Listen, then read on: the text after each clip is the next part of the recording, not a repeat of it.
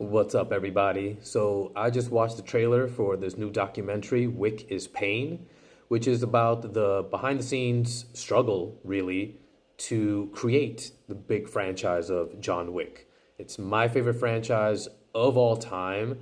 It used to be James Bond, but I just love everything about John Wick. I like some of them more than others. Of course, I like the first one more than any other. And I'm actually a huge fan of the second one, even though it gets a lot of criticism. Third one, a little bit less. I really enjoyed the fourth one, but it falls into that, like, the action sequences are so consistent and long that I get tired. Whereas the first John Wick is it's like a satisfying meal. By the time you get to the fourth one with all the action sequences and all the fights, it feels like I ate too much. Having said that, they're still awesome, and I think it's difficult to fathom how revolutionary the first John Wick was. And when you think about action movies, when John Wick came out, it was the Bourne movies, it was the Taken movies, and there was this, like, shaky cam was huge, and cross-cut editing, like really, really fast-paced editing, that kind of gives you the feeling of a lot is happening, but you don't know what is happening. And so one of the things that John Wick really did that kind of brought it all back home was like, let's see what the main character is actually doing. Let's see what is happening. And that was really refreshing. It was one of those things that, we needed as an audience, but we didn't know that we needed it. And so when you watch it, yes, you're kind of, enjoying the fact that it's an emotional story, especially the first one. But also, like, the action sequences make sense and they look realistic. It's not just a blur. I remember not too long ago, I went back and watched the last Bourne movie, Jason Bourne. And just being kind of like, anytime the fights would happen, I'm like, I don't know what just happened here. Like, did he hit him like 10 times? Did he hit him 4 times? It's like, where did he hit him? Like, why is it all of a sudden, you just hear the sound effects and then the next thing you know, the bad guy's on the floor.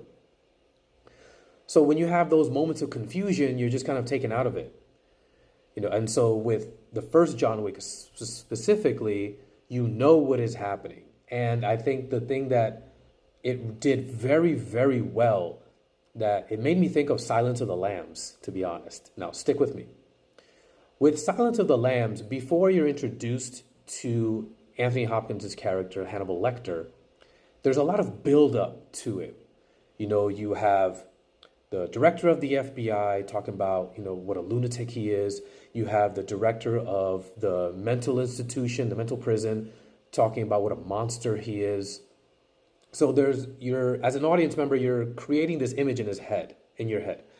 And then when you finally are introduced to Hannibal Lecter, here's this very dignified looking individual, is taking care of himself, it's like he's standing with perfect posture. He has his hair perfectly combed back.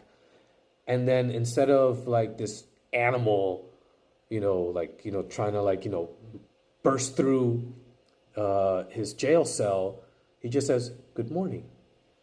Very kind of soft-spoken and very dignified. Now, how does that apply to John Wick? There's a great story at right before you see him do what he does, and the Russian mob boss is talking about like what he did to get out of the world, basically, to not be a hitman anymore. How he killed 4 people with a pencil. You know what I mean? And so there's this buildup of who he is, and even the manager of the car shop, is talking about John Wick in a way that is like, oh my God, you have no idea what you just did.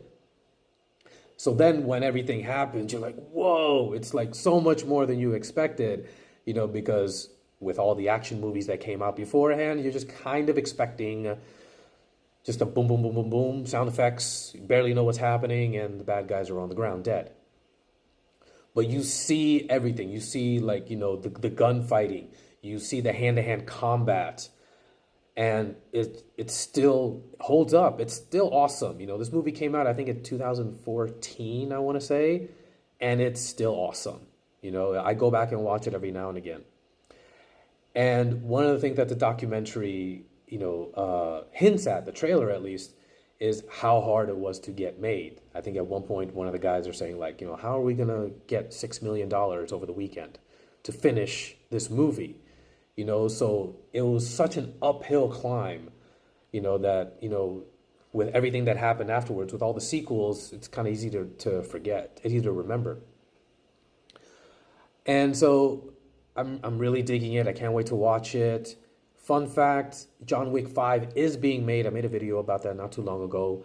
And some plot details kind of came out. Not really, but it's kind of points you in the right direction, where the director, Chad Stahelski, was giving an interview recently where he says that it's going to be a brand new story.